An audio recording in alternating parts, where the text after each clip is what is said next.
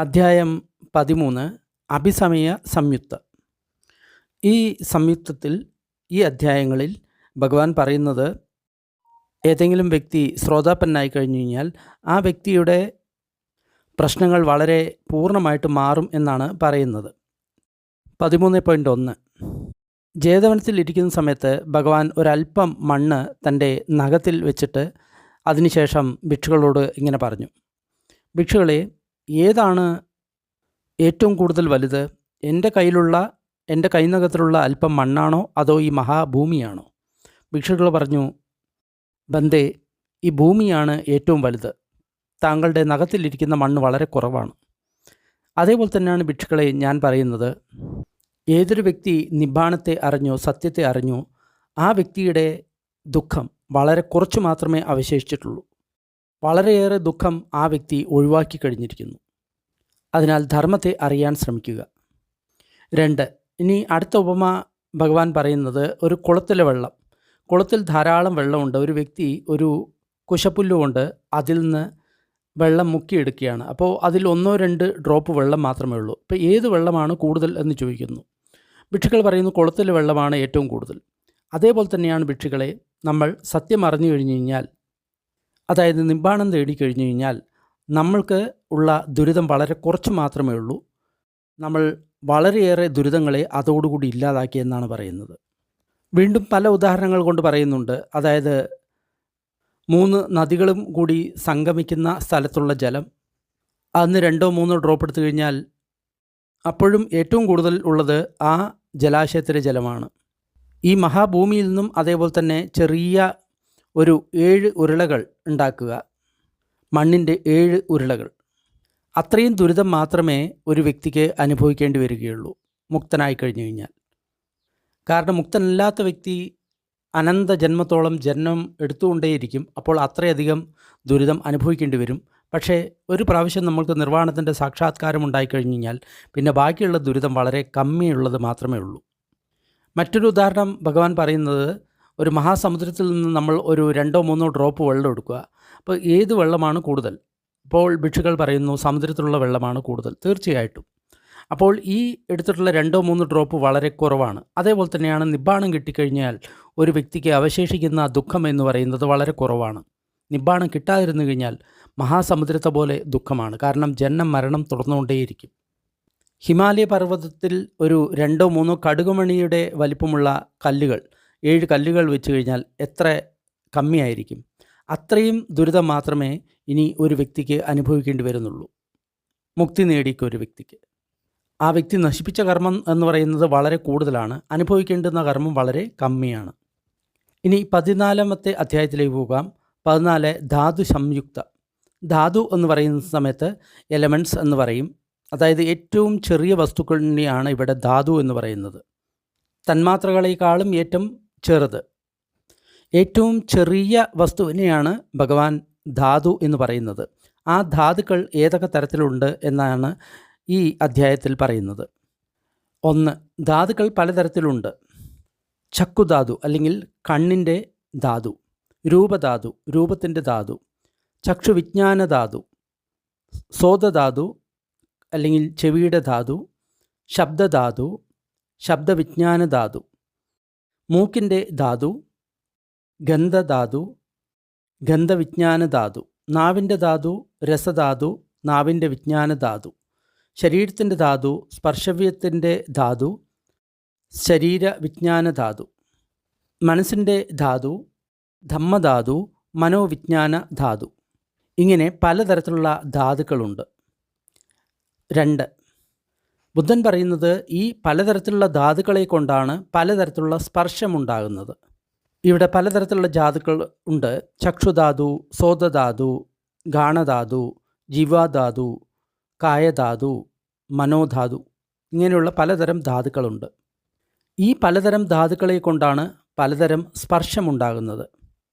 കണ്ണിൻ്റെ ധാതു മൂലമാണ് കണ്ണിൻ്റെ സ്പർശം ഉണ്ടാകുന്നത്. കാത് മൂലമാണ് കാതിൻ്റെ സ്പർശം ഉണ്ടാകുന്നത്. അതേപോലെ തന്നെ 6 ആയതനങ്ങൾ മൂലമാണ് 6 ആയതനങ്ങളുടെ സ്പർശമുണ്ടാകുന്നത്. പലതരത്തിലുള്ള സ്പർശങ്ങൾ ഉണ്ടാകുന്നതാണ്. അതിനെ ആശ്രയിച്ച് പലതരത്തിലുള്ള ഫീലിംഗ് അല്ലെങ്കിൽ വേദനകൾ ഉണ്ടാകുന്നത്. ചക്ഷുവിനെ ആശ്രയിച്ചിട്ടാണ് ചക്ഷു സ്പർശമുണ്ടാകുന്നത്. ചക്ഷുസ്പർശം ഉണ്ടാകുന്ന സമയത്താണ് ചക്ഷുസ്പർശം മൂലം വേദന ഉണ്ടാകുന്നത്. അതേപോലെ തന്നെയാണ് 6 ആയതനങ്ങളുടെ കാര്യങ്ങളും. ഇപ്പോൾ ഭഗവാൻ ഉള്ളിലുള്ള 6 ആയതനങ്ങളെക്കുറിച്ച് പറഞ്ഞു. ഇനി പുറത്തുള്ള 6 ആയതനങ്ങളുണ്ട്. അതിനെയും ധാതുക്കൾ എന്നാണ് പറയുന്നത്. രൂപധാതു, ശബ്ദധാതു, ഗന്ധധാതു, രസധാതു, സ്പർശവ്യധാതു, ധമ്മധാതു. ഇതെല്ലാം പുറത്തുള്ള ധാതുക്കളാണ്. ഇങ്ങനെ ധാതുക്കൾ പല പ്രകാരത്തിലുണ്ട്. പലതരത്തിലുള്ള ധാതുക്കൾ മൂലമാണ് പലതരത്തിലുള്ള സംജ്ഞ ഉണ്ടാകുന്നത്. 14. പലതരം ധാതുക്കൾ മൂലമാണ് ജീവികൾ ഒരുമിച്ച് കൂടുന്നതും ഒന്നിച്ച് ചേരുന്നതും. താഴ്ന്ന മനോസ്ഥിതി ഉള്ള എല്ലാവരും താഴ്ന്ന മനോസ്ഥിതി ഉള്ളവരോട് കൂട്ടുകൂടുന്നു. ഉയർന്ന മനോസ്ഥിതി ഉള്ളവർ ഉയർന്ന മനോസ്ഥിതി ഉള്ളവരോട് കൂട്ടുകൂടുന്നു. ഭൂതത്തിലും അങ്ങനെയാണ്, ഭാവിയിലും അങ്ങനെയാണ്, വർത്തമാനത്തിലും ഇങ്ങനെ തന്നെയാണ്. നമ്മൾ എത്തരത്തിലുള്ള ആൾക്കാരാണോ അത്തരത്തിലുള്ള ആൾക്കാരോട് മാത്രമേ കൂട്ടുകൂടുകയുള്ളൂ. 15. ഇത് വളരെ ഇമ്പോർട്ടൻ്റ് ആയിട്ടുള്ള ഒരു സൂത്രമാണ്. ഞാൻ സീരിയൽ നമ്പർ പറയുന്ന സമയത്ത് 15 എന്ന് പറയുന്ന സമയത്ത് 13.15 എന്ന് വേണം സെർച്ച് ചെയ്യാൻ. കാരണം ഇത് 13ാമത്തെ അധ്യായമാണല്ലോ. അതുകൊണ്ട് ആ രീതിയിൽ വേണം സെർച്ച് ചെയ്യാൻ വേണ്ടിയിട്ട്. ഒരിക്കൽ ഭഗവാൻ രാജഗൃഹത്തിൽ വിഹരിക്കുകയായിരുന്നു. അപ്പോൾ അദ്ദേഹത്തിന് വളരെ അടുത്ത് തന്നെയായിട്ട് സാരിപുത്തൻ നടക്കുകയായിരുന്നു, ചംക്രമണം ചെയ്യുകയായിരുന്നു. അതേപോലെ തന്നെ അല്പം ദൂരത്ത് മഹാമുഗല്ലാനും മഹാകസബനും അനിരുദ്ധനും മന്താണിപുത്തനും ഉപാളിയും ആനന്ദനും അവരവരുടെ സുഹൃത്തുക്കളോടൊപ്പം തന്നെ നടക്കുകയായിരുന്നു, വെവ്വേറെ നടക്കുകയായിരുന്നു. ആ സമയത്ത് ദേവദത്തനും തൻ്റെ സുഹൃത്തുക്കളോടൊപ്പം മുന്നോട്ടും പിന്നോട്ടും നടക്കുകയായിരുന്നു. അപ്പോൾ ഭഗവാൻ ഭിക്ഷുക്കളോട് ഇങ്ങനെ പറഞ്ഞു: ഭിക്ഷുക്കളെ, സാരിപുത്തൻ കുറേ ഭിക്ഷുക്കളോടൊപ്പം ചംക്രമണം ചെയ്യുന്നത് നടക്കുന്നത് കാണുന്നില്ലേ? തീർച്ചയായും ബന്ധേ, ആ ഭിക്ഷുക്കളെല്ലാം വളരെയധികം പ്രജ്ഞാവാന്മാരാണ്. കാരണം സാരിപുത്തൻ പ്രജ്ഞാവാനാണ്, അതുകൊണ്ട് അദ്ദേഹത്തിനോട് കൂട്ടുകൂടുന്ന എല്ലാവരും പ്രജ്ഞാവാന്മാരാണ്. ഇതാണ് ഭഗവാൻ പറയുന്നതിൻ്റെ അർത്ഥം. ഭിക്ഷുക്കളെ, മഹാമൊഗല്ലാനൻ ഒരുപാട് ഭിക്ഷുക്കളുമായിട്ട് നടക്കുന്നു കണ്ടില്ലേ? ഭിക്ഷുക്കളെ, ആ ഭിക്ഷുക്കൾക്കെല്ലാം തന്നെ വളരെയധികം സിദ്ധി ബലമുള്ളതാണ്. ഭിക്ഷുക്കളെ, നിങ്ങൾ കശ്യപൻ ഒരുപാട് ഭിക്ഷുക്കളോടൊപ്പം നടക്കുന്നു കണ്ടിട്ടില്ലേ? ആ ഭിക്ഷുക്കളെല്ലാം ദൂതാംഗം അഭ്യസിക്കുന്നവരാണ്.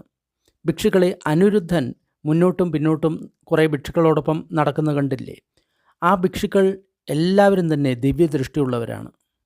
ഭിക്ഷുക്കളെ, മന്താണിപുത്തൻ ഒരുപാട് ഭിക്ഷുക്കളോടൊപ്പം മുന്നോട്ടും പിന്നോട്ടും നടക്കുന്നില്ലേ? ആ ഭിക്ഷുക്കളെല്ലാം തന്നെ ധർമ്മത്തിനെ പറ്റി സംസാരിക്കുന്നവരാണ്. ഭിക്ഷുക്കളെ, ഉപാളി കുറേ ഭിക്ഷുക്കളോട് നടക്കുന്ന കണ്ടിട്ടില്ലേ? അവരെല്ലാവരും വിനയത്തെ മുറുകെ പിടിക്കുന്നവരാണ്. ഭിക്ഷുക്കളെ, ആനന്ദനോടൊപ്പം കുറേ ഭിക്ഷുക്കൾ നടക്കുന്നില്ലേ? അവരെല്ലാവരും ധാരാളം പഠിച്ചിട്ടുള്ളവരാണ്. ദേവദത്തനോടൊപ്പം കുറേ ഭിക്ഷുക്കൾ അങ്ങോട്ടും ഇങ്ങോട്ടും നടക്കുന്നു കണ്ടില്ലേ? അവരെല്ലാം പാപദൃഷ്ടിയുള്ള ഭിക്ഷുക്കളാണ്. ഭിക്ഷുക്കളെ, ഈ ധാതുക്കൾ മൂലമാണ് ജീവികൾ എല്ലാവരും ഒരുമിച്ച് ചേരുന്നത്, യോജിച്ചിരിക്കുന്നത്. താഴ്ന്ന മനോസ്ഥിതിയുള്ളവർ താഴ്ന്ന മനോസ്ഥിതിയുള്ളവരോട് കൂട്ടുകൂടുന്നു. നല്ല മനോസ്ഥിതിയുള്ളവർ നല്ല മനോസ്ഥിതിയുള്ളവരോട് കൂട്ടുകൂടുന്നു. ഭൂതത്തിലും അങ്ങനെ തന്നെയാണ്, ഭാവിയിലും അങ്ങനെ തന്നെയാണ്, വർത്തമാനകാലത്തിലും അങ്ങനെയാണ്. അതായത് ഒരേ മനസ്സുള്ള ആൾക്കാരായിരിക്കും കൂട്ടുകൂടുന്നത്. അപ്പോൾ ഒരു ചീത്ത വ്യക്തിയുമായിട്ട് കൂട്ടുകൂടുന്ന വ്യക്തി തീർച്ചയായിട്ടും ചീത്തയായിരിക്കാം എന്ന് നമ്മൾക്ക് ചിന്തിക്കാം. അതേപോലെ തന്നെ നല്ല വ്യക്തിയുമായിട്ട് കൂട്ടുകൂടുന്ന ഒരു വ്യക്തി തീർച്ചയായിട്ടും നല്ലവനായിരിക്കാം എന്ന് നമ്മൾക്ക് ചിന്തിക്കാൻ സാധിക്കും. 16. ഇതിലും ധാതുക്കളെ പറ്റിയിട്ടാണ് പറയുന്നത്. ബുദ്ധൻ പറയുന്നു: മലം മലവുമായിട്ട് കൂടിച്ചേരുന്നു, മൂത്രം മൂത്രവുമായിട്ട് കൂടിച്ചേരുന്നു, തുപ്പൽ തുപ്പലുമായിട്ട് കൂടിച്ചേരുന്നു, ചലം ചലവുമായിട്ട് കൂടിച്ചേരുന്നു, രക്തം രക്തവുമായിട്ട് കൂടിച്ചേരുന്നു. അതുപോലെ തന്നെയാണ് ഭിക്ഷുക്കളെ, ധാതുക്കൾ മൂലമാണ് വ്യക്തികൾ ഒരുമിച്ച് കൂടുന്നതും.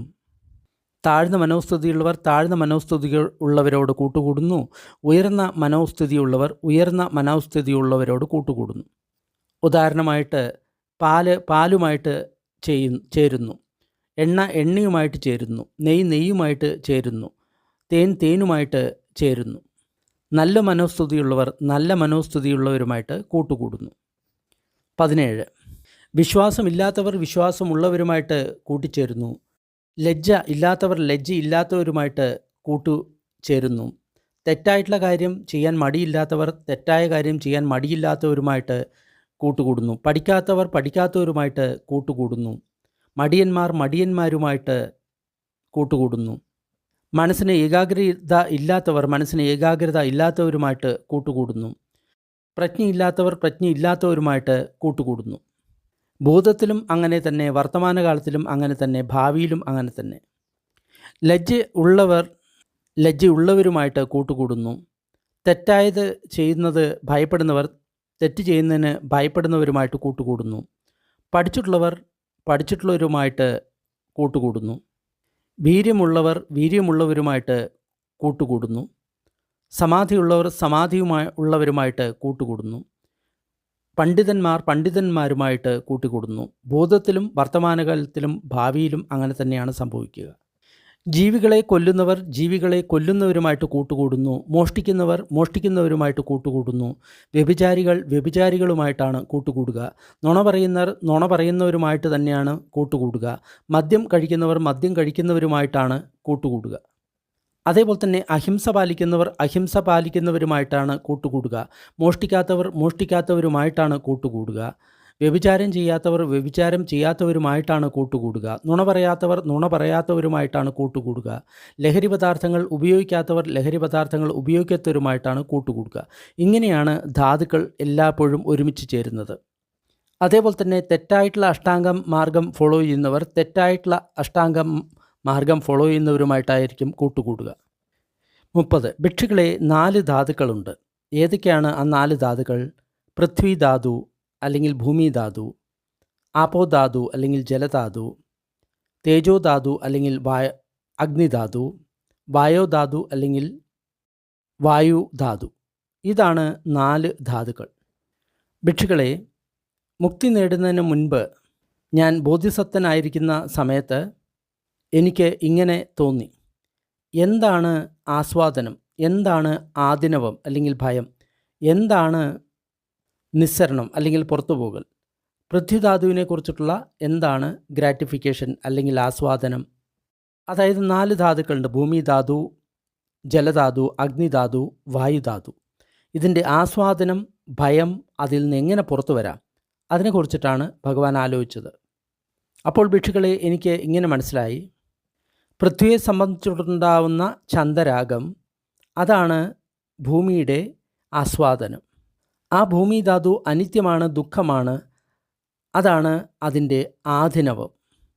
ചന്ദരാഗപഹാണോ ചന്ദരാഗവിനയോ, അതാണ് പൃഥ്വിധാതുവിൽ നിന്നുള്ള നിസ്സരണം അല്ലെങ്കിൽ പുറത്തുപോകൽ. ചന്ദരാഗം എന്ന് പറയുന്ന സമയത്ത് നമ്മൾക്കതിലുണ്ടാകുന്ന ആഗ്രഹവും അതേപോലെ തന്നെ ആസക്തിയും അതിനെ ഇല്ലാതാക്കൽ, അതാണ് പൃഥ്വിധാതുവിൽ നിന്ന് രക്ഷപ്പെടാനുള്ള വഴി. ഇതേപോലെ തന്നെയാണ് ബാക്കിയുള്ള 3 ധാതുക്കളിലും. അയാളുടെ ചന്ദരാഗമാണ് അതിൻ്റെ ആസ്വാദനം. അത് അനിത്യമാണ്, ദുഃഖമാണ്, വിപരിണാമാണ്. അതാണ് അതിൻ്റെ ആദിനവം അല്ലെങ്കിൽ അപകടം. അതിലുള്ള ചന്ദരാഗം, ഡിസയർ ആൻഡ് ലസ്റ്റ്, അതിനെ നീക്കം ചെയ്യുക. അതാണ് അതിൽ നിന്ന് മുക്തി നേടാനുള്ള മാർഗം. ഭഗവാൻ അർഹന്തൻ ആകുന്നതിന് മുൻപ് ഈ 4 ധാതുക്കളുടെയും ആസ്വാദനം, അതിൻ്റെ ഭയം, അതിൽ നിന്ന് എങ്ങനെ പുറത്തു വരാം എന്നതിനെപ്പറ്റി അന്വേഷിച്ച് കണ്ടുപിടിച്ചിരുന്നു. 33. ഭിക്ഷുക്കളെ, പൃഥ്വിധാതുവിൽ ആസ്വാദനം ഇല്ലായിരുന്നു എങ്കിൽ തീർച്ചയായിട്ടും ജീവികൾ അതിൽ ബന്ധിക്കപ്പെടുമായിരുന്നില്ല. എന്നാൽ പൃഥ്വിധാതുവിൽ ആസ്വാദനമുണ്ട്. അതുകൊണ്ടാണ് വ്യക്തികൾ അതിൽ ആസക്തരായിരിക്കുന്നത്. പൃഥ്വിധാതുവിൽ അപകടം ഇല്ലായിരുന്നു എങ്കിൽ തീർച്ചയായിട്ടും ആൾക്കാർക്ക് അതിനോട് വൈരാഗ്യം ഉണ്ടാകുമായിരുന്നില്ല. എന്നാൽ അതിൽ അപകടം ഉണ്ട്. അതുകൊണ്ടാണ് ആൾക്കാർക്ക് അതിനോട് വൈരാഗ്യം ഉണ്ടാകുന്നത്. പൃഥ്വിധാതുവിൽ നിന്ന് ആൾക്കാർക്ക് രക്ഷപ്പെടാൻ കഴിയുമായിരുന്നില്ല എങ്കിൽ തീർച്ചയായിട്ടും ആൾക്കാർ രക്ഷപ്പെടുമായിരുന്നില്ല. എന്നാൽ അതിൽ നിന്ന് രക്ഷപ്പെടാൻ സാധിക്കും. അതുകൊണ്ടാണ് ആൾക്കാർ അതിൽ നിന്ന് രക്ഷപ്പെടുന്നത്. ഇതേപോലെ തന്നെ ബാക്കിയുള്ള മറ്റ് 3 ധാതുക്കളെയും കരുതണം. ഇവിടെ പൃഥ്വിധാതുവിൽ ആസ്വാദനം എന്ന് പറയുന്ന സമയത്ത് നമ്മൾ കാണുന്ന സ്ഥൂലമായിട്ടുള്ള വസ്തുക്കളെല്ലാം തന്നെ പൃഥ്വിധാതുവാണ്. അതൊരു വ്യക്തിയായിരിക്കാം, അല്ലെങ്കിൽ മൃഗങ്ങളായിരിക്കാം, പശുക്കളായിരിക്കാം. അവയെല്ലാം നമ്മൾ സ്പർശിക്കുന്ന സമയത്ത് നമ്മൾക്ക് ആസ്വാദനം ഉണ്ടാകുന്നു. അതിനെയാണ് അതിൻ്റെ ആസ്വാദനം എന്ന് പറയുന്നത്. ഈ 4 ധാതുക്കളിൽ മുഴുവൻ ദുഃഖം മാത്രമേ ഉള്ളൂ എങ്കിൽ ഒരിക്കലും വ്യക്തികൾ അതിൽ ആസക്തരാകുമായിരുന്നില്ല. എന്നാൽ ഈ 4 ധാതുക്കളിലും സുഖമുണ്ട്. അതുകൊണ്ടാണ് ജീവികൾ അതിൽ ആസക്തരായിട്ട് തീരുന്നത്. 35. ഇത് വളരെ പ്രധാനപ്പെട്ട ഒരു സൂത്രമാണ്. ഭിക്ഷുക്കളെ, ഏതൊരു വ്യക്തി പൃഥ്വിധാതുവിൽ ആഹ്ലാദിക്കുന്നുവോ ആ വ്യക്തി തീർച്ചയായിട്ടും ദുഃഖത്തിൽ ആഹ്ലാദിക്കേണ്ടി വരും, അല്ലെങ്കിൽ ദുഃഖം ആസ്വദിക്കേണ്ടി വരും. അതേപോലെ തന്നെ ബാക്കിയുള്ള 3 ധാതുക്കളിലും ഏതൊരു വ്യക്തി ആസ്വാദനം കാണുന്നുവോ ആ വ്യക്തി ദുഃഖത്തെ ആസ്വദിക്കേണ്ടി വരും.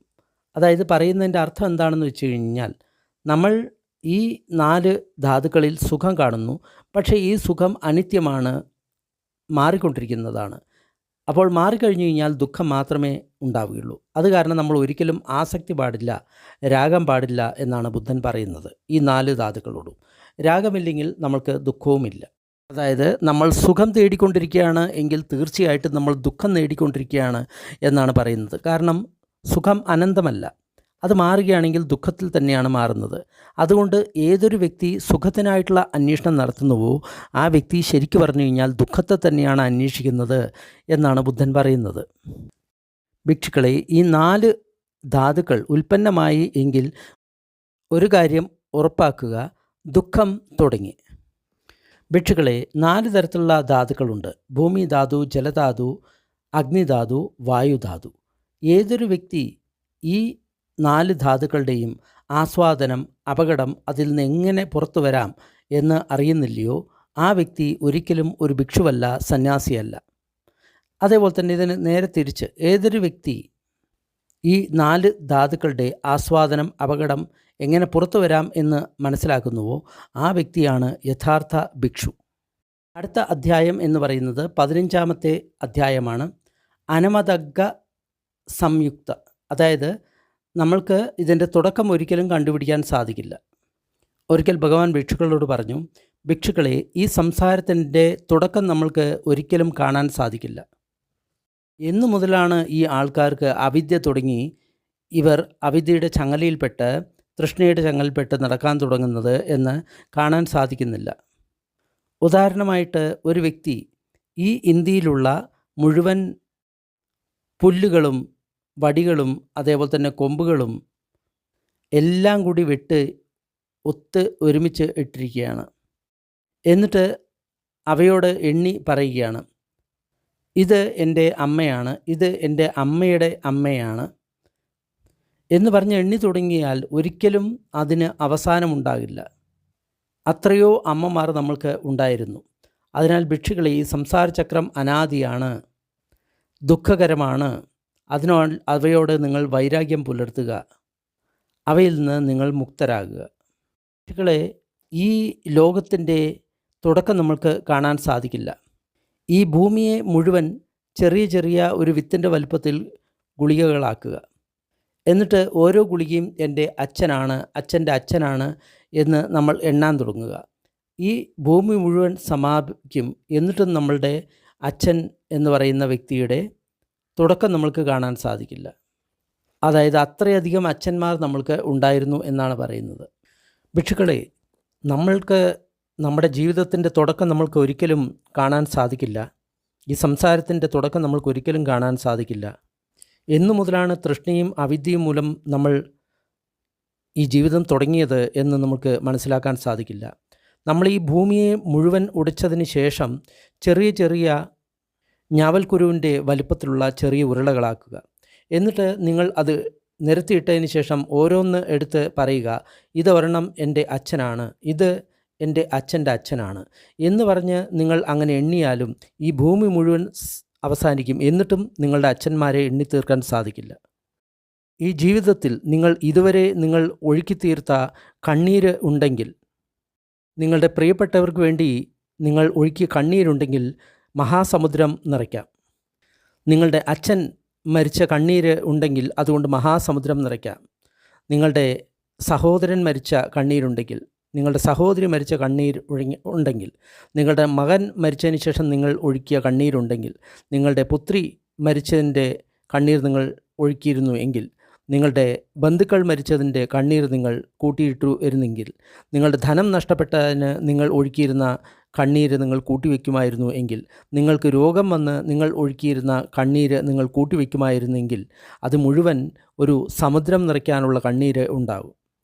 നിങ്ങൾ ഇതുവരെ കുടിച്ച അമ്മയുടെ പാല് നിങ്ങൾ കൂട്ടിവെക്കുകയാണെങ്കിൽ 4 മഹാസമുദ്രം നിറയും.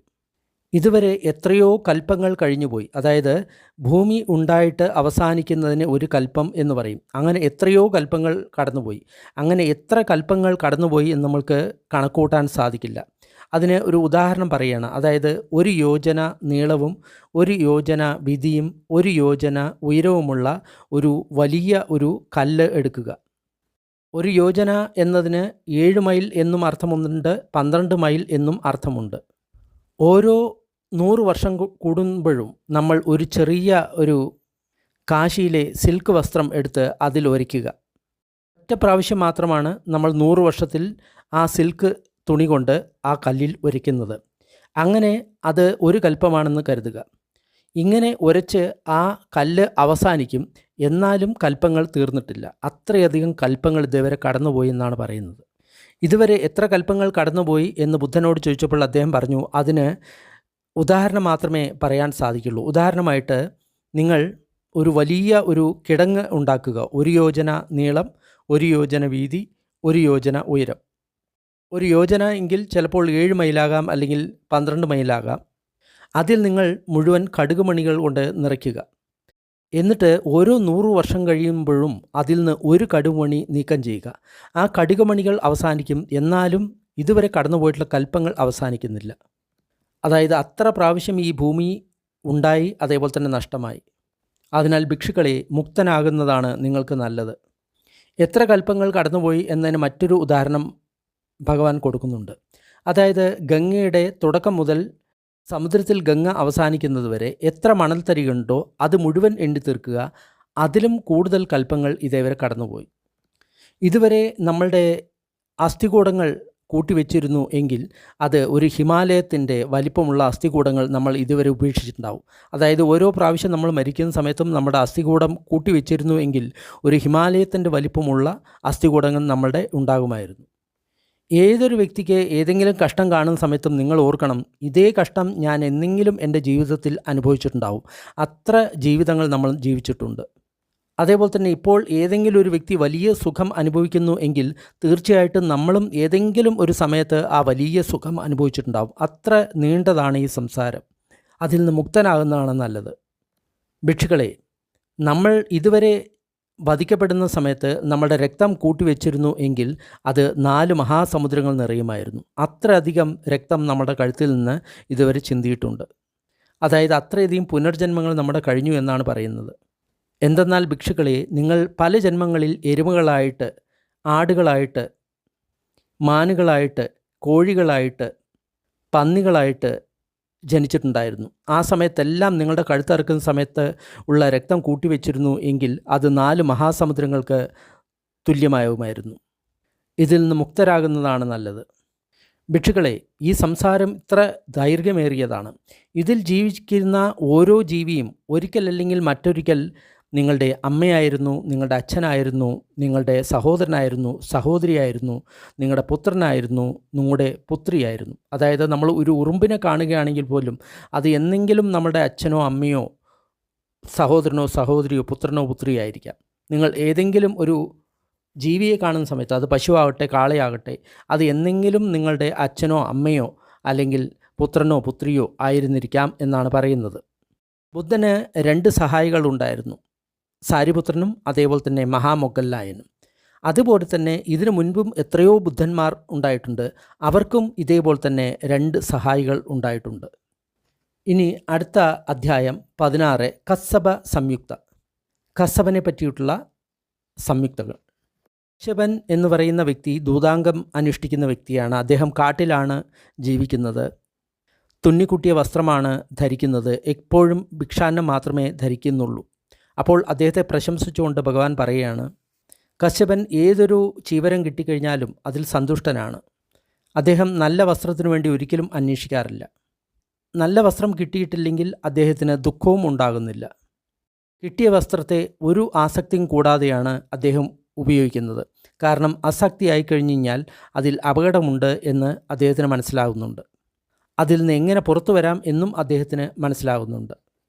അതേപോലെ തന്നെ കസബന് ഏതൊരു തരത്തിലുള്ള ഭിക്ഷാന്നം കിട്ടിക്കഴിഞ്ഞാൽ അദ്ദേഹം സന്തുഷ്ടനാണ്. ഏതൊരു തരത്തിലുള്ള മരുന്ന് കിട്ടിക്കഴിഞ്ഞാലും അദ്ദേഹം സന്തുഷ്ടനാണ്. അപ്പോൾ നിങ്ങളും അതേപോലെ തന്നെ ഏതൊരു തരം വസ്ത്രത്തിലും താമസ സ്ഥലത്തിലും മരുന്നിലും സന്തുഷ്ടരായിരിക്കുക. ഒരിക്കലും അവയിൽ ആസക്തരാകരുത്. അടുത്ത അധ്യായത്തിൽ പറയുന്നത്, ഏതൊരു വ്യക്തി പ്രമാദം അല്ലെങ്കിൽ ജാഗരൂകൻ അല്ലയോ, തെറ്റ് ചെയ്യുന്നതിൽ ഭയം ഇല്ലയോ, ആ വ്യക്തിക്ക് ഒരിക്കലും മുക്തി കിട്ടില്ല എന്നാണ് പറയുന്നത്. ഒരിക്കൽ ഭഗവാൻ കശ്യപനെ പ്രശംസിച്ചുകൊണ്ട് പറഞ്ഞു, ഞാൻ ഏത് സമയത്ത് ആഗ്രഹിച്ചു കഴിഞ്ഞാലും ഞാൻ 1 മുതൽ 8 ധ്യാനത്തിൽ വരെ എനിക്ക് നിൽക്കാൻ സാധിക്കും. അതേപോലെ തന്നെ ആയുഷ്മാൻ കശ്യപനും അതേപോലെ തന്നെ 1 മുതൽ 8 ധ്യാനം വരെ നിൽക്കാൻ സാധിക്കും.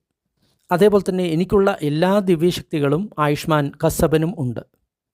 ഞാനിതിൽ ഒരുപാട് സൂത്രങ്ങൾ വിട്ടിട്ടുണ്ട്. അതിൻ്റെ രത്നചുരുക്കമാണ് ഞാൻ നിങ്ങൾക്ക് പറഞ്ഞു തരുന്നത്. അടുത്തതായിട്ട് ചാപ്റ്റർ 17, ലാഭസത്കാര സംയുക്ത. ഇത് വളരെ പ്രധാനപ്പെട്ട ഒരു സൂത്രമാണ്. അതായത് ഒരു വ്യക്തി ഏതെങ്കിലും തരത്തിൽ പ്രസിദ്ധനായി കഴിഞ്ഞു കഴിഞ്ഞാൽ ആ വ്യക്തിക്ക് ഒരുപാട് ലാഭം, അതേപോലെ തന്നെ സത്കാരം, അതേപോലെ തന്നെ പ്രസിദ്ധി ഇവയെല്ലാം ഉണ്ടാകും. മറ്റുള്ളവർ ആ വ്യക്തിയെ സൽക്കരിക്കാൻ തുടങ്ങും. ആ വ്യക്തിക്ക് ഒരുപാട് സാധനങ്ങൾ ലഭിക്കും. ഇത് വളരെ അപകടകരമാണ് എന്നാണ് ബുദ്ധൻ പറയുന്നത്. ഭിക്ഷുക്കളെ, ഈ ലാഭസത്കാരം എന്ന് പറയുന്നത് വളരെ കഷ്ടമുള്ള ഒരു സംഗതിയാണ്. അതുണ്ടെങ്കിൽ നിങ്ങൾക്ക് തീർച്ചയായിട്ടും നിർവ്വാണം ലഭിക്കാൻ ബുദ്ധിമുട്ടാണ്.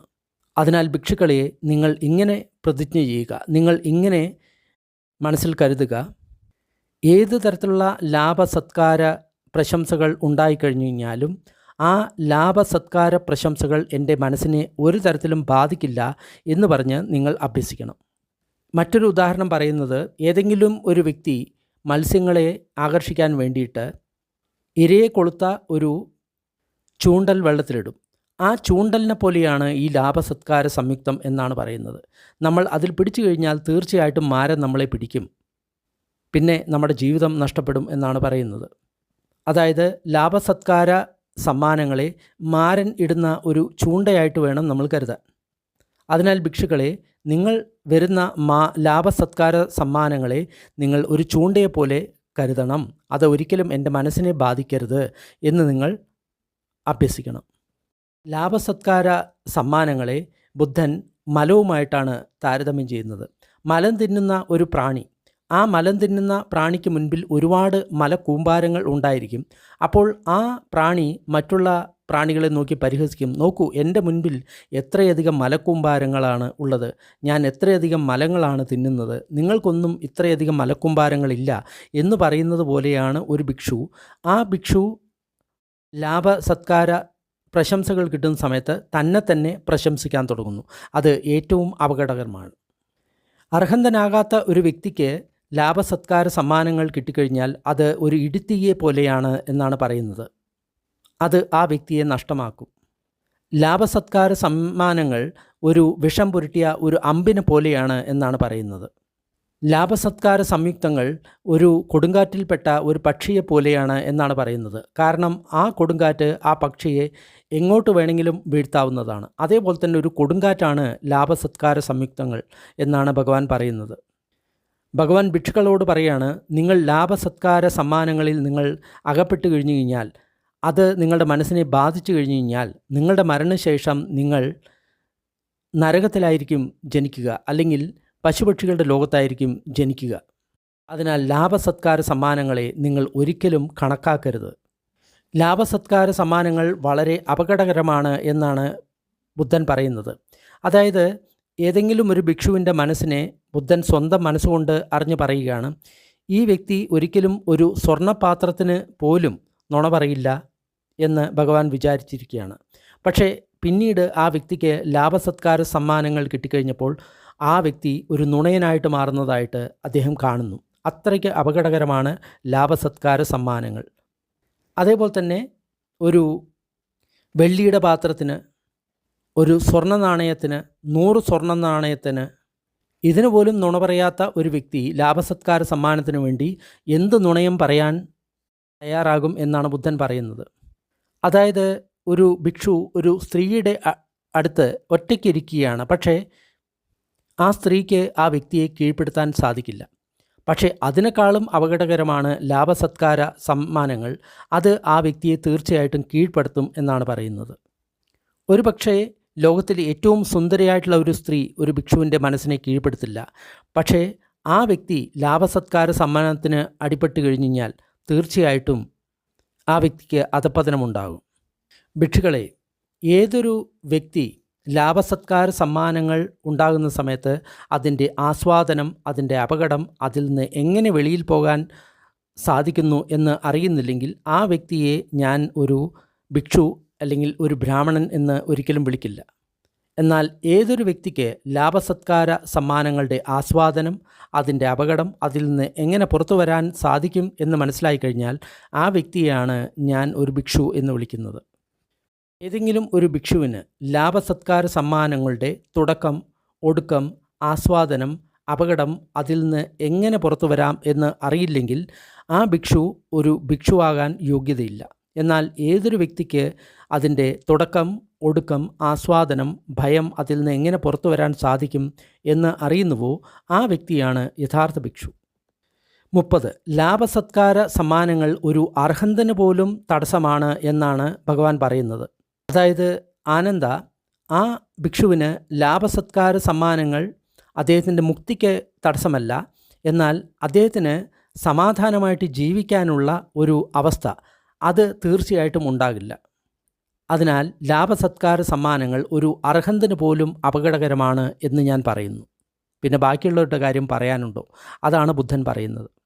അതായത് ഇന്ന് പല വ്യക്തികളും ലാഭസത്കാര സമ്മാനങ്ങൾക്ക് വേണ്ടി പല കാര്യങ്ങളും കാട്ടിക്കൂട്ടുന്നു. അതിനെ പറ്റിയിട്ടാണ് ഭഗവാൻ പറയുന്നത്, അതൊരിക്കലും അങ്ങനെ ചെയ്യരുത്.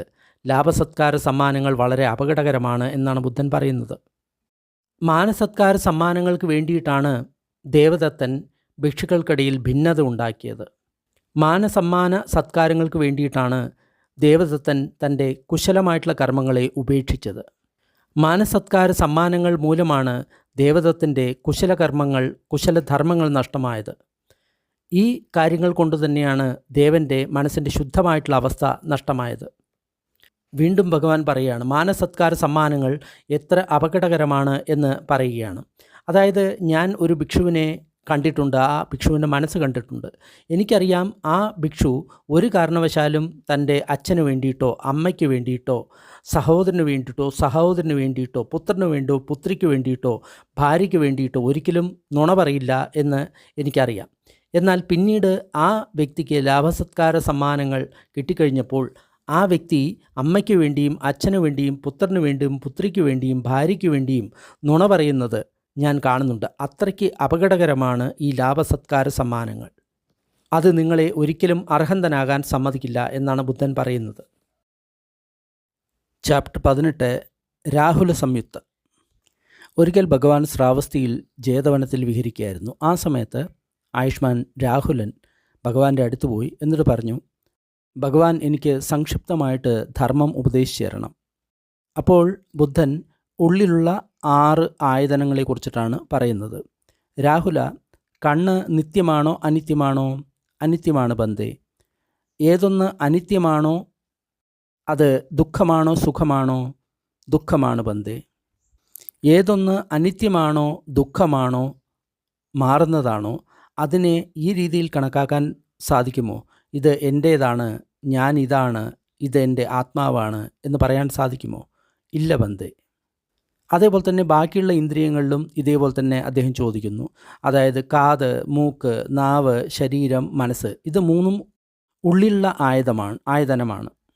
ഇത് നിത്യമാണോ അനിത്യമാണോ എന്ന് അദ്ദേഹം ചോദിക്കുന്നു. അതായത് നമ്മൾ എന്താണ് ചെയ്യേണ്ടതെന്ന് പറഞ്ഞു കഴിഞ്ഞാൽ ഈ ഉള്ളിലുള്ള 6 ആയതനവും നിത്യമാണോ അനിത്യമാണോ എന്ന് നമ്മൾ ഇടയ്ക്കിടയ്ക്ക് സങ്കല്പിച്ച് നോക്കണം. അതിനെയാണ് സമ്മാ സങ്കല്പോ എന്ന് പറയുക. അതായത് നമ്മുടെ കണ്ണ്, അത് പണ്ട് നമ്മൾ ചെറിയ കുട്ടിയായിരുന്ന സമയത്തുള്ള കണ്ണല്ല ഇപ്പോൾ ഉള്ളത്. ആ കണ്ണിൻ്റെ സ്വഭാവം മാറി. ഇനി നമ്മൾ ബാക്കിയുള്ള മൃഗങ്ങളെ നോക്കിക്കഴിഞ്ഞാൽ അതിൻ്റെ കണ്ണും വെവ്വേറെയായിരിക്കും. അതുകൂടാതെ ഒരു കണ്ണും പെർമനൻ്റ് അല്ല. ഇന്നല്ലെങ്കിൽ നാളെ നമ്മുടെ ശരീരം ത്യജിക്കുന്ന സമയത്ത് ഈ കണ്ണ് നമ്മൾക്ക് ഉപേക്ഷിക്കുക തന്നെ വേണം. അപ്പോൾ ഈ കണ്ണ് എന്ന് പറയുന്നത് എപ്പോഴും അനിത്യമാണ്. ഈ രീതിയിൽ നമ്മൾ എല്ലാ സമയത്തും ചിന്തിച്ചുകൊണ്ടിരിക്കണം. ബാക്കിയുള്ള സമയത്ത് സമ്മാസങ്കല്പം എന്ന് പറയുന്നത് വെറും ഒരു ചിന്ത മാത്രമല്ല, അത് പ്രജ്ഞയുടെ ഭാഗം കൂടിയിട്ടാണ് നമ്മൾ മനസ്സിലാക്കണം. കാരണം ഈ സമ്മാസങ്കല്പവും ശരിയായിട്ടുള്ള രീതിയിൽ ചിന്തിച്ചു കഴിഞ്ഞാൽ മാത്രമേ നമ്മുടെ സംജ്ഞ മാറുകയുള്ളൂ. സംഖ്യ മാറിക്കഴിഞ്ഞാൽ മാത്രമേ അത് അനിച്ച സംജ്ഞ, ദുഃഖസഞ്ജ്ഞ, അനർത്ഥസഞ്ജ്ഞ, ആദിനവസഞ്ജ്ഞ ഇങ്ങനെയുള്ള സംജ്ഞയായിട്ട് മാറുള്ളൂ. അപ്പോൾ ഗിരിവാനന്ദ സൂത്രത്തിൽ നോക്കിക്കഴിഞ്ഞാൽ പടിസഞ്ചിക്കതി എന്ന് പറയും. അതായത് ഒരു കാട്ടിൽ പോയിട്ട് ശൂന്യാകാരത്തിൽ പോയിട്ട് നമ്മൾ ഇതേമാതിരി ചിന്തിച്ച് നോക്കണം. അപ്പോൾ ചിന്ത വളരെ ഇമ്പോർട്ടൻ്റ് ആണ്. നമ്മൾ ചിന്തയില്ലാതെ വെറുതെ നമ്മൾ കണ്ണടച്ചിട്ട് ശ്വാസത്തിലോ അല്ലെങ്കിൽ വേദനയിലോ ശ്രദ്ധിച്ചിട്ട് കാര്യമില്ല. കാരണം അതുകൊണ്ട് നമ്മുടെ പ്രജ്ഞ ഉണരില്ല. അപ്പോൾ ഈ രീതിയിൽ ചിന്തിച്ച് നോക്കണം. അപ്പോൾ ഇങ്ങനെ ചെയ്യുന്ന സമയത്ത് എന്തു പറ്റും? നമ്മൾക്ക് ഈ 5 ഉള്ളിലുള്ള ആയതനങ്ങളോട് നമ്മൾക്ക് വൈരാഗ്യം വരും, അതായത് വിരജ്യതി. അതിനുശേഷം നമ്മൾക്ക് അതിൽ നിന്ന് വെളിയിൽ വരാനുള്ള ആഗ്രഹം വരും. നമ്മൾക്ക് അതിനോട് രാഗമില്ലാതാവും. രാഗമില്ലാതായി കഴിഞ്ഞാൽ മനസ്സ് മുക്തമായി കഴിഞ്ഞ് കഴിഞ്ഞാൽ ഞാൻ മുക്തനായി എന്നുള്ള ബോധം നമ്മൾക്ക് വരുന്നതും. ഇനി അടുത്ത 2ാമത്തെ സൂത്രത്തിൽ ഇതേപോലെ തന്നെ ആയുഷ്മാൻ രാഹുലൻ ഭഗവാനോട് ധർമ്മത്തെ സംക്ഷിപ്തമായിട്ട് ഉപദേശിക്കാൻ പറഞ്ഞു. അപ്പോൾ ഭഗവാൻ വെളിയുള്ള 6 ആയതനങ്ങൾ അതിനെ പറ്റിയിട്ടാണ് പറയുന്നത്. രാഹുല, രൂപം, ശബ്ദം, ഗന്ധം, രസം, സ്പർശവ്യ പദാർത്ഥം, മനസ്സിലുള്ള ധർമ്മം ഇവയെല്ലാം നിത്യമാണോ അനിത്യമാണോ? അനിത്യമാണ് ബന്ധേ. ഏതൊന്ന് അനിത്യമാണോ അത് ദുഃഖമാണോ സുഖമാണോ? ദുഃഖമാണ് ബന്ധേ. ഏതൊന്ന് അനിത്യമാണോ ദുഃഖമാണോ അതിനെ ഞാൻ, എൻ്റെ ആത്മാവ് എന്ന് പറയാൻ സാധിക്കുമോ? ഇല്ല ബന്ധേ. അതുകൊണ്ട് അത് മുഴുവൻ അനാത്മമാണ്. ഇങ്ങനെ നമ്മൾ ചിന്തിക്കുന്ന സമയത്ത് നമ്മൾക്ക് രാഗമില്ലാതാവുന്നു. രാഗമില്ലാതാവുന്ന സമയത്ത് നമ്മൾ മുക്തനാവുന്നു. ഇതേപോലെ തന്നെ ഭഗവാൻ വീണ്ടും രാഹുലിനോട് 6 തരത്തിലുള്ള വിജ്ഞാനങ്ങൾ, അതായത് ചക്ഷുവിജ്ഞാനം, ശ്രോതവിജ്ഞാനം, ഘാണവിജ്ഞാനം, ഇങ്ങനെ 6 വിജ്ഞാനങ്ങളെയും ഇതേപോലെ തന്നെ നിത്യമാണോ അനിത്യമാണോ എന്ന് ആലോചിക്കാൻ പറയുന്നു. അതായത് നമ്മൾ ഓരോ സമയത്തും നമ്മൾ കണ്ണുകൊണ്ട് കാഴ്ച കാണുന്ന സമയത്തും മൂക്കുകൊണ്ട് ഗന്ധം ശ്വസിക്കുന്ന സമയത്തും വിജ്ഞാനം വരുമല്ലോ. ആ വിജ്ഞാനം നിത്യമാണോ അല്ലയോ എന്ന് നമ്മൾ നോക്കണം. അത് മാറും. അതായത് ആ കണ്ണും അതേപോലെ തന്നെ രൂപവും തമ്മിൽ സമ്പർക്കം വരുന്ന സമയത്താണ് ചക്ഷുവിജ്ഞാനം ഉണ്ടാകുന്നത്, ഐ കോൺഷ്യസ്നെസ് ഉണ്ടാകുന്നത്. അപ്പോൾ ആ സമ്പർക്കം എന്ന് കഴിഞ്ഞാൽ ആ ചക്ഷുവിജ്ഞാനം ഇല്ലാതായി, ഐ കോൺഷ്യസ്നെസ് ഇല്ലാതായി. അപ്പോൾ നമ്മൾക്ക് മനസ്സിലായി ഇത് അനിത്യമാണെന്ന്. ഇനി അതേപോലെ തന്നെ രാഹുലിനോട് പറയുന്നു, ഈ 6 സ്പർശവും നമ്മൾ നോക്കുക. 6 ആയതനങ്ങളുടെ സ്പർശം, അതായത് കണ്ണും രൂപവും തമ്മിൽ ബന്ധിക്കപ്പെടുന്ന സമയത്താണ് ചക്ഷുവിജ്ഞാനം ഉണ്ടാകുന്നത്. 3ൻ്റെയും സമ്പർക്കത്തിനെയാണ് സ്പർശം എന്ന് പറയുന്നത്. അപ്പോൾ ഈ 6 സ്പർശങ്ങളും അനിത്യമാണ്, ദുഃഖമാണ്, അനാത്മമാണ്. അനാത്മമാണെന്ന് പറയുമ്പോൾ ഞാനല്ല, എൻ്റെയല്ല, അതാണ് അതിൻ്റെ അർത്ഥം. അതേപോലെ തന്നെ വീണ്ടും രാഹുലിനോട് പറയുന്നു, ഈ 6 തരത്തിലുള്ള വേദനകളെ നോക്കുക. 6 തരത്തിലുള്ള സംവേദനകളുണ്ട്. അതായത് കണ്ണിലുണ്ടാകുന്ന സംവേദന, മൂക്കിലുണ്ടാകുന്ന സംവേദന, ഇതും അതേപോലെ തന്നെ അനിത്യമാണ്, ദുഃഖമാണ്, അനാത്മകമാണ്. ഇനി അതേപോലെ തന്നെ സംജ്ഞയും 6 ഉണ്ട്. കണ്ണിൻ്റെ സംജ്ഞ, മൂക്കിൻ്റെ സംജ്ഞ എന്ന് പറഞ്ഞുള്ള 6 തരത്തിലുള്ള സംജ്ഞ ഉണ്ടാവുന്നുണ്ട്. അതും അനിത്യമാണ്, ദുഃഖമാണ്, അനാത്മകമാണ്. അത് കഴിഞ്ഞിട്ട് വീണ്ടും 6 തരത്തിലുള്ള ചേതന ഉണ്ടാവുന്നുണ്ട്. അതായത് രൂപത്തിൻ്റെ സഞ്ചേതന, ശബ്ദത്തിൻ്റെ സഞ്ചേതന, അങ്ങനെ പറയുന്ന 6 സഞ്ചേതനകൾ, അതായത് വെളിയിലുള്ള ചേതനകൾ, അതിനെയാണ് വൊളീഷൻ എന്ന് പറയുന്നത്. ഇനി 6 തരത്തിലുള്ള ക്രേവിംഗ് ഉണ്ട്. രൂപത്തെ പറ്റിയുള്ള നമ്മൾക്ക് തൃഷ്ണ, ഗന്ധത്തെ പറ്റിയുള്ള തൃഷ്ണ, 6 വെളിയുള്ള ഇന്ദ്രിയ വിഷയങ്ങളോടുള്ള തൃഷ്ണ, ഇതും അനിത്യമാണ്, ദുഃഖമാണ്, അനാത്മകമാണെന്ന് നമ്മൾ മനസ്സിലാക്കണം. ഇനി അതേപോലെ തന്നെ മറ്റൊരു മാർഗവും പറയുന്നുണ്ട്. അതായത് ഇതെല്ലാം ഓരോ ഇതായിട്ട് നമുക്ക് ചെയ്യാവുന്നതാണ്. ഇത് ഓരോന്ന് ചെയ്തു കഴിഞ്ഞാലും നമ്മൾ അർഹന്തനാവും. അതാണ് അവസാനം പറയുന്നത്. അതായത് ചക്ഷു അനിത്യമാണെന്ന് അറിഞ്ഞു കഴിഞ്ഞാലും ദുഃഖമാണ്, അനാത്മകമാണ് എന്നറിഞ്ഞു കഴിഞ്ഞാലും നമ്മൾ അർഹന്തനാവും. അല്ലെങ്കിൽ വെളിയുള്ള 6 ആയതനങ്ങൾ അറിഞ്ഞു കഴിഞ്ഞാലും നമ്മൾ അർഹന്തനാവും. അല്ലെങ്കിൽ നമ്മൾ ഇതിൻ്റെ വിജ്ഞാനത്തെക്കുറിച്ച്, 6 വിജ്ഞാനത്തെക്കുറിച്ച് അതിൻ്റെ ഉദയവ്യയം അറിഞ്ഞു കഴിഞ്ഞാലും നമ്മൾ അർഹന്തനാവും. അല്ലെങ്കിൽ സ്പർശം അനുഭവിച്ചു കഴിഞ്ഞാലും അർഹന്തനാവും. വേദന അനുഭവിച്ചു കഴിഞ്ഞാലും അതേപോലെ തന്നെ ചേതന അനുഭവിച്ചു കഴിഞ്ഞാൽ, സഞ്ചേതന അനുഭവിച്ചു കഴിഞ്ഞാൽ നമ്മൾ അർഹന്തനാവും. അതേപോലെ തന്നെ നമ്മൾ 5 ധാതുക്കളെക്കുറിച്ച് അറിഞ്ഞു കഴിഞ്ഞാലും അർഹന്തനാവും. അതായത് പൃഥ്വിധാതു, ജലധാതു, അഗ്നിധാതു, വായുധാതു, ആകാശധാതു, അടുത്തത് വിജ്ഞാനധാതു. ഇത് നിത്യമാണോ അനിത്യമാണോ എന്ന് ചോദിക്കുന്നുണ്ട്. അപ്പോൾ അത് നിത്യമല്ല, അനിത്യമാണ്, ദുഃഖമാണ്, അനാത്മകമാണ്. ഇങ്ങനെ അറിഞ്ഞു കഴിഞ്ഞാൽ നമ്മൾക്ക് എന്ത് പറ്റും? നമ്മൾക്ക് അതിനോട് രാഗം ഉണ്ടാവില്ല. രാഗമില്ലെങ്കിൽ നമ്മൾ മുക്തനായി കഴിഞ്ഞ് കഴിഞ്ഞാൽ മുക്തനായി എന്ന അറിവ് വന്നു.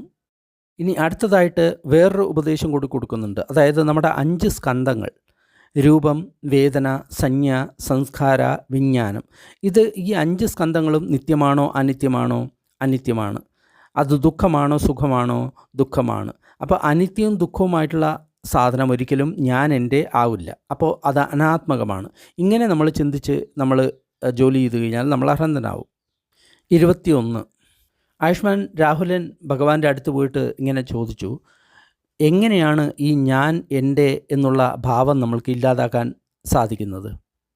അപ്പോൾ വീണ്ടും ഭഗവാൻ ഈ 5 സ്കന്ധങ്ങളെ പറ്റിയിട്ടാണ് പറയുന്നത്. രാഹുല, ഈ 5 സ്കന്ധങ്ങൾ അത് ഭൂതത്തിലെയാകാം, ഭാവിയിലേകാം, വർത്തമാനത്തിലെയാകാം, ഉള്ളിലുള്ളതായിരിക്കാം അല്ലെങ്കിൽ വെളിയുള്ളതായിരിക്കാം, സ്ഥൂലമായിരിക്കാം അല്ലെങ്കിൽ സൂക്ഷ്മമായിരിക്കാം, ഹീനമായിരിക്കാം അല്ലെങ്കിൽ ഉത്തമമായിരിക്കാം, അടുത്തായിരിക്കാം അല്ലെങ്കിൽ ദൂരെ ആയിരിക്കാം. നമ്മൾ ഈ 5 സ്കന്ധങ്ങളെയും, ഉദാഹരണമായിട്ട് രൂപം, അതിനെ ശരിയായിട്ടുള്ള അറിവോടുകൂടി നമ്മൾ ഇങ്ങനെ മനസ്സിലാക്കണം, ഇത് എൻ്റേതല്ല, ഞാനിതല്ല, ഇത് എൻ്റെ ആത്മാവല്ല. അതായത് നമ്മളതിനെ വീണ്ടും വീണ്ടും സങ്കല്പിച്ച് നോക്കണം. ഈ രൂപത്തിനെയും സന്നിനെയും വേദനയെയും സംസ്കാരത്തെയും വിജ്ഞാനത്തെയും ഇത് ഞാനാണോ, എൻ്റെയാണോ, നിത്യമാണോ, സുഖമാണോ, ദുഃഖമാണോ എന്നല്ല നമ്മൾ വീണ്ടും വീണ്ടും അതിനെ ചിന്തിച്ച് നോക്കണം. അതിനാണ് സമ്മാസങ്കല്പം എന്ന് പറയുക. അത് വളരെ അത്യാവശ്യമാണ്. ഇങ്ങനെ ചെയ്തു കഴിഞ്ഞാലും നമ്മൾ അർഹന്തനാവും. അപ്പോൾ ഞാൻ എൻ്റെ എന്നുള്ള ആ ഭാവം പരിപൂർണമായിട്ട് ഇല്ലാതാക്കാൻ വേണ്ടിയിട്ട് നമ്മൾ ഇതേപോലെ തന്നെ 5 സ്കന്ധങ്ങളിൽ നമ്മൾ ജോലി ചെയ്യുന്നത് വളരെ നല്ലതാണ്. 5 സ്കന്ധങ്ങളായിക്കോട്ടെ, 6 ആയുധങ്ങളായിക്കോട്ടെ, രണ്ടും ഒന്ന് തന്നെയാണ് എന്നാണ് ഈ സൂത്രങ്ങളിലെല്ലാം നമുക്ക് മനസ്സിലാവുന്നത്. ഒന്നില്ലെങ്കിൽ നമുക്ക് 6 ആയുധങ്ങളിൽ ജോലി ചെയ്യാം. അപ്പോൾ അത് വളരെ എളുപ്പമായി. കാരണം ഈ 6 വളരെ സ്ഥൂലമാണ്. എന്നാൽ 5 സ്കന്ധങ്ങളിൽ ജോലി ചെയ്യുക എന്ന് പറഞ്ഞാൽ അത്ര എളുപ്പമല്ല. അത് വളരെ സൂക്ഷ്മമായിട്ടുള്ള കാര്യമാണ്. ഇനി 19ാമത്തെ അധ്യായം ലക്ഷണ സംയുക്ത. ആയുഷ്മാൻ ലഖണിനെ പറ്റിയിട്ടുള്ള ഒരു അധ്യായമാണ് ഇത്. ആയുഷ്മാൻ മഹാമൊഗല്ലാന് ദിവ്യദൃഷ്ടിയുടെ ശക്തിയുണ്ട്. അപ്പോൾ അദ്ദേഹം ചില ദിവ്യദൃഷ്ടികൾ കാണുന്നു. എന്നിട്ട് അതിനുശേഷം അത് ആയുഷ്മാൻ ലഖണിനോട് പറയുന്നു. അതിനുശേഷം അവർ ഇതേ കാര്യം ഭഗവാൻ ബുദ്ധനോട് പറയുന്നു. ഒരിക്കൽ ആയുഷ്മാൻ ലഖണിനും മഹാമൊഗല്ലാനും കൂടി പോകുന്ന സമയത്ത് മഹാമൊഗല്ലാൻ ഒന്ന് പുഞ്ചിരിച്ചു. അപ്പോൾ എന്താണ് പുഞ്ചിരിക്കാനുള്ള കാരണം എന്ന് ആയുഷ്മാൻ ലഖണൻ മഹാമൊഗല്ലാനോട് ചോദിച്ചു. അപ്പോൾ മഹാമൊഗല്ലാൻ പറഞ്ഞു, ഞാൻ ആകാശത്തിലൂടെ പറന്നു നടക്കുന്ന ഒരു അസ്ഥികൂടത്തെ കണ്ടു. അതിൽ ഒരുപാട് കഴുകന്മാരും കാക്കകളും അതേപോലെ തന്നെ പരുന്തുകളും അതിൽ കൊത്തി അതിനെ വേദനിപ്പിക്കുന്നു. അപ്പോൾ ആ അസ്ഥികൂടം ഭയാനകമായിട്ട് കരയുന്നു. അപ്പോൾ എനിക്ക് തോന്നി, ഈ തരത്തിലുള്ള ജീവികളും ഈ സംസാരത്തിലുണ്ടോ എന്ന് തോന്നി. എനിക്ക് ആശ്ചര്യം തോന്നി. അതിനുശേഷം ആയുഷ്മാൻ ലഖണിനും മഹാമൊഗല്ലാനും ഭഗവാൻ ബുദ്ധൻ്റെ അടുത്ത് പോയിട്ട് ഇതേ കാര്യം പറഞ്ഞു. അപ്പോൾ ഭഗവാൻ ബുദ്ധൻ പറഞ്ഞു, ഞാനും ഇതേ സംഗതി ഞാൻ കണ്ടിട്ടുണ്ട്. പക്ഷെ ഞാൻ ആരോടും പറഞ്ഞിട്ടില്ല. കാരണം ആരും വിശ്വസിക്കില്ല. അതുകൊണ്ടാണ് ഞാൻ പറയാതിരുന്നത്. ഭിക്ഷു, ആ അസ്ഥികൂടം ഒരു പശുക്കളെ വധിക്കുന്ന ഒരു വ്യക്തിയുടേതാണ്. ആ വ്യക്തി മരണശേഷം ഒരുപാട് കാലങ്ങളിൽ നരകത്തിൽ കഴിഞ്ഞു. അതിനുശേഷം ആ കർമ്മത്തിൻ്റെ ഫലമായിട്ടാണ് ആ വ്യക്തിക്ക് ഈ തരത്തിലുള്ള ഒരു ജന്മം കിട്ടിയത്. ആയിരക്കണക്കിന് വർഷം നരകത്തിൽ കഴിഞ്ഞതിന് ശേഷം ഈ അസ്ഥികൂടമായിട്ട് പറന്ന് നടക്കുകയാണ്. അപ്പോൾ അതേ അസ്ഥികൂടത്തിൽ തന്നെയാണ് ഈ ജീവികളെല്ലാം കൊത്തിവലിക്കുന്നതായിട്ട് നിങ്ങൾ കണ്ടത് എന്ന് പറഞ്ഞു. ഇതേപോലെ തന്നെ മറ്റനേകം സംഭവങ്ങളും പറയുന്നുണ്ട്. ഒരിക്കൽ ഒരു മാംസകഷ്ണം പറന്ന് നടക്കുന്നു. അതിൽ ഈ ജീവികളെല്ലാം കൊത്തിവലിക്കുന്നു. ആ മാംസകഷ്ണവും പണ്ട് ഒരു പശുവിനെ വധിക്കുന്ന ഒരു വ്യക്തിയുടേതായിരുന്നു. അതേപോലെ തന്നെ തൊലിയൊന്നും ഇല്ലാതെ ഒരു മാംസകഷ്ണമായിട്ടുള്ളൊരു മനുഷ്യൻ പറന്ന് നടക്കുന്നത് കണ്ടു. അത് ആടുകളെ കൊല്ലുന്ന വ്യക്തിയാണ് എന്ന് ബുദ്ധൻ പറഞ്ഞു. ശരീരത്തിൽ രോമത്തിന് പകരം വാളുകൾ, മൂർച്ചയുള്ള വാളുകൾ ഉള്ള ഒരു ജീവിയെ കണ്ടു. ആ വാളുകൾ പറക്കുന്ന സമയത്ത് അതിനെ സ്വയം മുറിവേൽപ്പിക്കുന്നുണ്ടായിരുന്നു. അമ്പുകളെപ്പോലുള്ള രോമങ്ങളുള്ളവർ, അതേപോലെ തന്നെ സൂചിയെപ്പോലുള്ള രോമങ്ങളുള്ളവർ, മലം തിന്നുന്ന ജീവികൾ, തൊലി ഇല്ലാത്ത സ്ത്രീ, വെറും മാംസകഷ്ണമായിട്ടുള്ള സ്ത്രീ, വിരൂപിയായിട്ടുള്ള സ്ത്രീ, തലയില്ലാത്ത ഉടൽ മാത്രമായിട്ടുള്ള ജീവി, അങ്ങനെയുള്ള ജീവികളെല്ലാം മൊഗലാനൻ കാണുന്നു, അത് പറയുന്നു, ഭഗവാനും അത് ശരി എന്ന് പറയുന്നു. അതായത് നമ്മൾ ചെയ്യുന്ന കർമ്മം തെറ്റാണെങ്കിൽ അത് ഇന്നല്ലെങ്കിൽ നാളെ ഏതെങ്കിലും രൂപത്തിൽ നമ്മളെ ബാധിക്കും എന്നാണ് ഈ സൂത്രങ്ങളിലെല്ലാം പറയുന്നത്. 20-ാമത്തെ അധ്യായം ഉപമ സംയുക്ത. ഉപമകൾ ആണ് ഈ സംയുക്തത്തിൻ്റെ ഏറ്റവും പ്രധാനപ്പെട്ട കാര്യം. ഉപമകൾ മൂലം നമ്മളെ കാര്യം ബോധ്യപ്പെടുത്തുക എന്നാണ് ഭഗവാൻ ഈ അധ്യായങ്ങളിലൂടെ ശ്രമിക്കുന്നത്. അതിലൊന്നാമത്തത്, ഭിക്ഷുക്കളെ, ഒരു വീടിൻ്റെ മേൽക്കോരയിലുള്ള കഴുക്കോലിലാണ് ബാക്കി എല്ലാ മരങ്ങളും ബന്ധിക്കപ്പെട്ടിട്ടുള്ളത്. ആ കഴുക്കോൽ ഇളക്കി മാറ്റിക്കഴിഞ്ഞാൽ ബാക്കി എല്ലാ മരങ്ങളും അതിൽ നിന്ന് ഇളകി മാറും.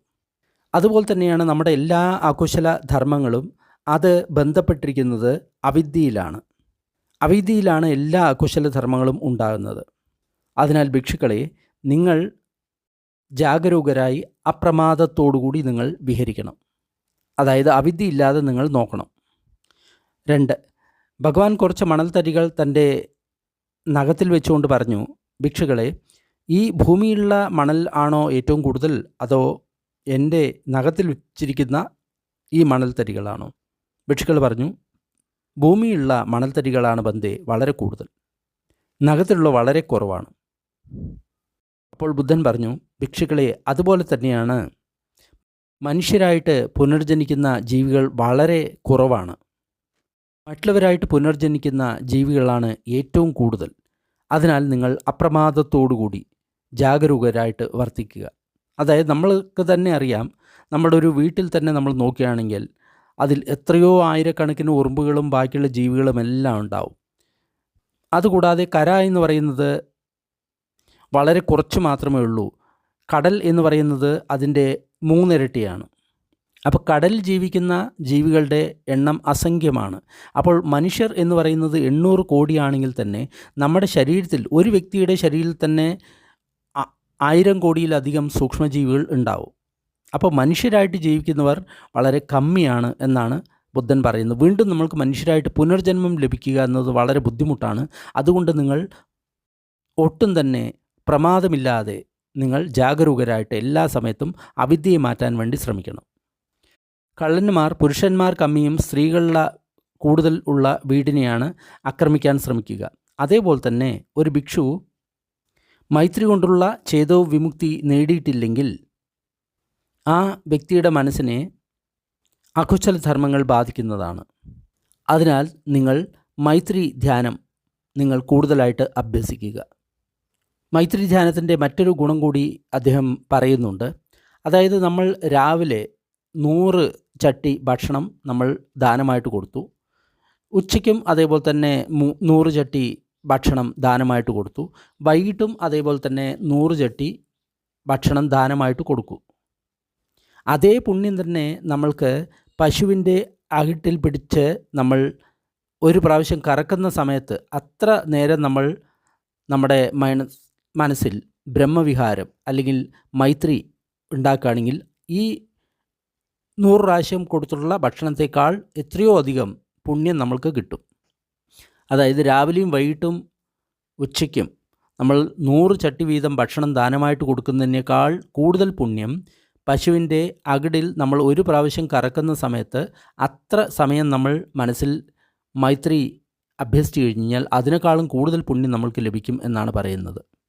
ഇനി മറ്റൊരു ഉദാഹരണം ഭഗവാൻ പറയുന്നുണ്ട്. നമ്മളൊരു കുന്തത്തെ, നല്ല ലോഹം കൊണ്ട് നിർമ്മിച്ച ഒരു കുന്തം, അതിന് ഏതെങ്കിലും വ്യക്തി പറയുകയാണ്, ഞാൻ എൻ്റെ വെറും കൈകൊണ്ട് ഞാനത് വളച്ചെടുക്കും എന്ന് പറയുകയാണെങ്കിൽ അത് നടക്കാൻ പോകുന്ന കാര്യമല്ല.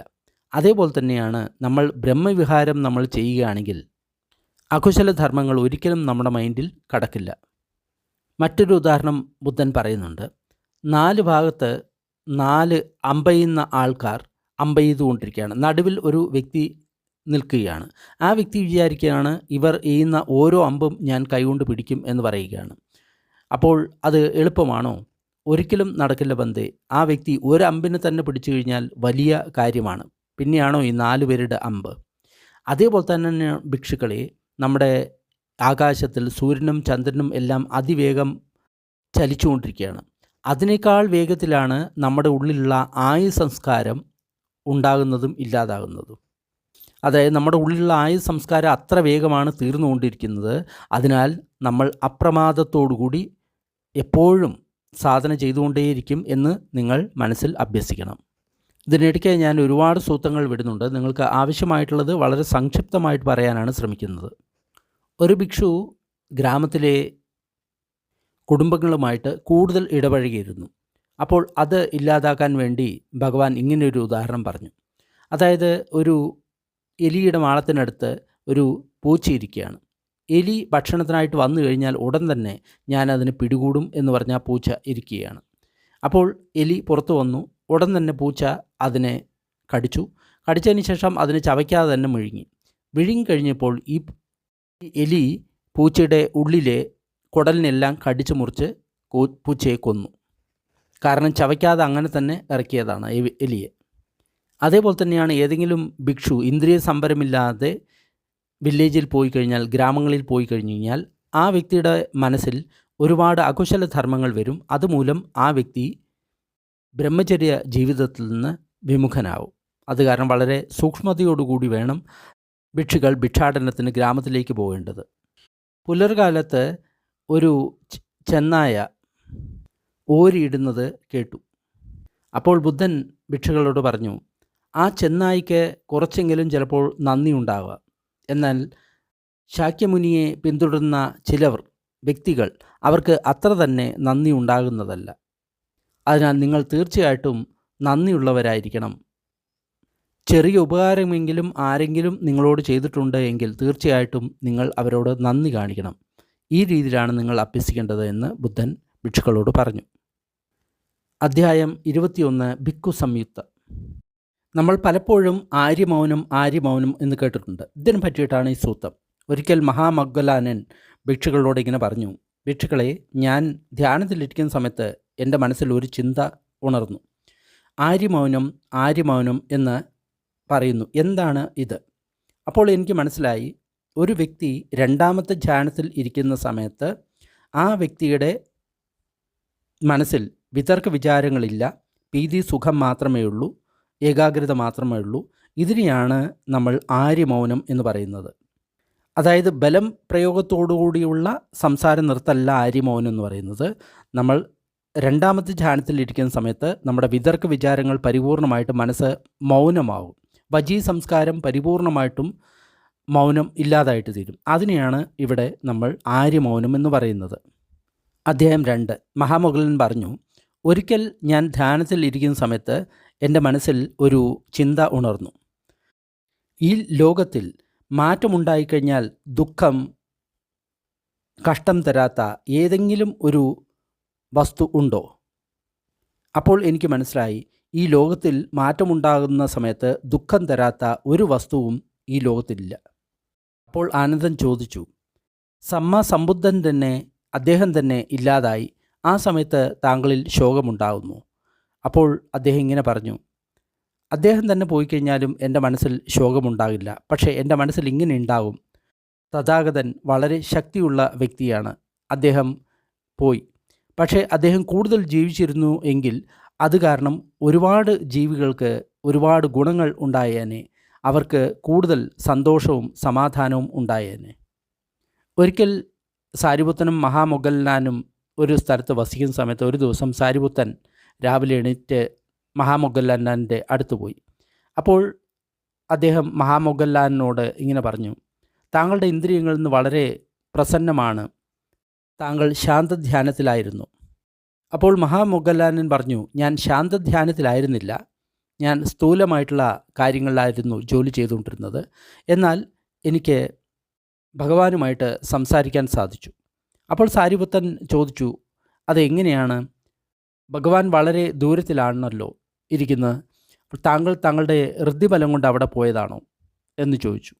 അപ്പോൾ മഹാമൊഗ്ഗലാനൻ പറഞ്ഞു, ഇല്ല, ഞാൻ എൻ്റെ വിശുദ്ധ നേത്രവും അല്ലെങ്കിൽ ദിവ്യനേത്രവും ദിവ്യസ്രോതവും ഞാൻ ശുദ്ധമാക്കി ഭഗവാനുമായിട്ട് സംവദിച്ചു.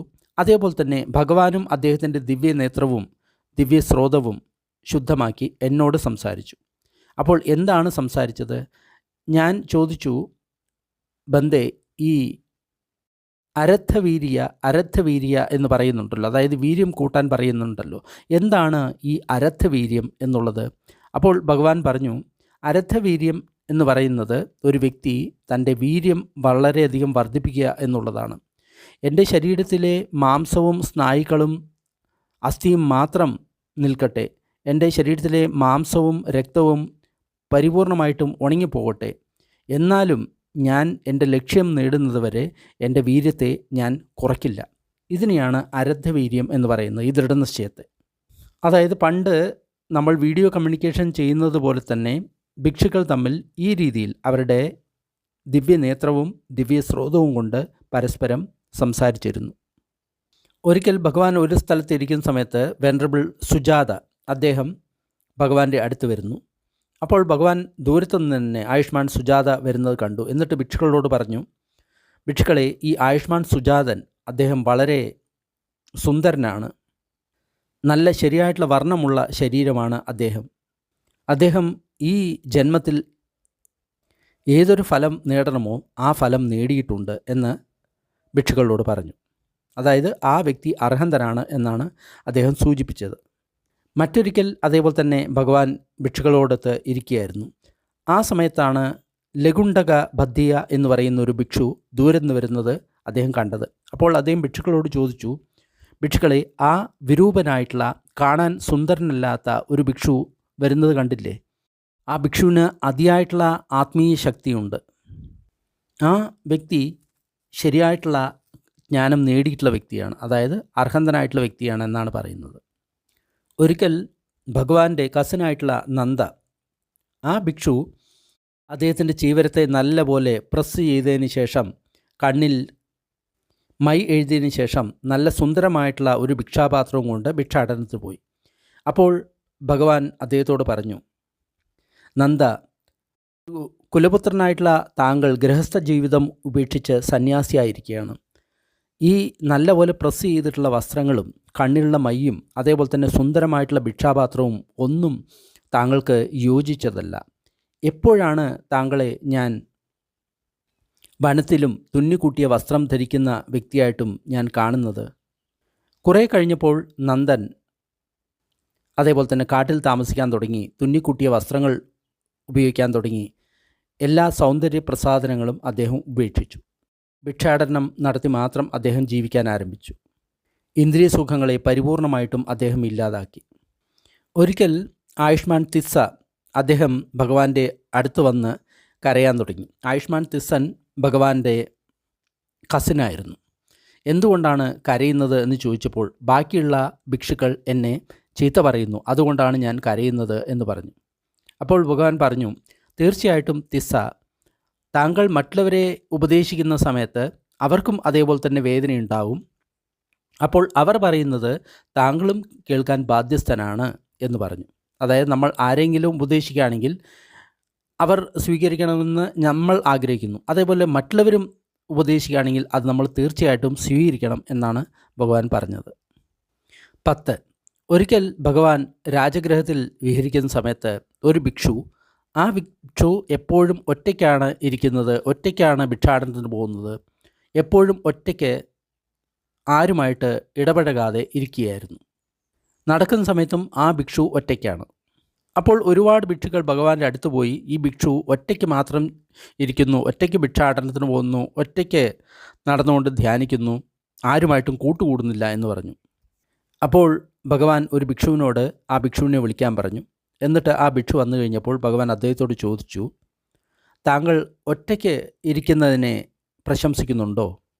അപ്പോൾ ആ ഭിക്ഷു പറഞ്ഞു, ഞാൻ ഒറ്റയ്ക്കാണ് ഇരിക്കുന്നത്, അതിനെ ഞാൻ പ്രശംസിക്കുന്നു എന്ന് പറഞ്ഞു. അപ്പോൾ എങ്ങനെയാണ് താങ്കൾ ഒറ്റയ്ക്കിരിക്കുന്നത് എന്ന് ചോദിച്ചു.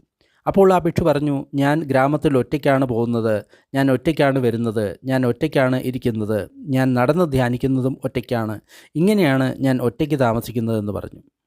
അപ്പോൾ ഭഗവാൻ പറഞ്ഞു, താങ്കൾ പറഞ്ഞത് ശരി തന്നെയാണ്, പക്ഷേ ഇതിനെപ്പറ്റി കൂടുതൽ വിസ്താരമായിട്ട് ഞാൻ പറഞ്ഞുതരാം. എങ്ങനെയാണ് ഒരു വ്യക്തി ഒറ്റയ്ക്ക് ഇരിക്കുന്നത്? ഭിക്ഷു, ഒരു വ്യക്തി ഭൂതത്തിലുള്ള എല്ലാ കാര്യങ്ങളെയും ഉപേക്ഷിക്കണം. ഭാവിയുള്ള എല്ലാ കാര്യങ്ങളെയും ഉപേക്ഷിക്കണം. ഈ വർത്തമാന സമയത്തുള്ള ചന്ദരാഗം, അതായത് ആഗ്രഹവും ആസക്തിയും, ഈ ജന്മത്തിലുള്ള ആഗ്രഹവും ആസക്തിയും പരിപൂർണമായിട്ടും ഇല്ലാതാക്കണം. അങ്ങനെയാണ് താങ്കൾ ഒറ്റയ്ക്ക് ഇരിക്കാൻ പഠിക്കേണ്ടത് എന്ന് പറഞ്ഞു. അതായത് നമ്മൾ ഒറ്റയ്ക്കിരിക്കുകയാണ്, പക്ഷേ ഭൂതത്തെയും ഭാവിയെപ്പറ്റിയും നമ്മൾ ചിന്തിച്ചുകൊണ്ടിരിക്കുകയാണ്. അതുകൂടാതെ ഈ വർത്തമാന കാലത്തിൽ നമ്മൾ ആസക്തനാണ് എങ്കിൽ നമ്മൾ ഒറ്റയ്ക്കല്ല ഇരിക്കുന്നത്.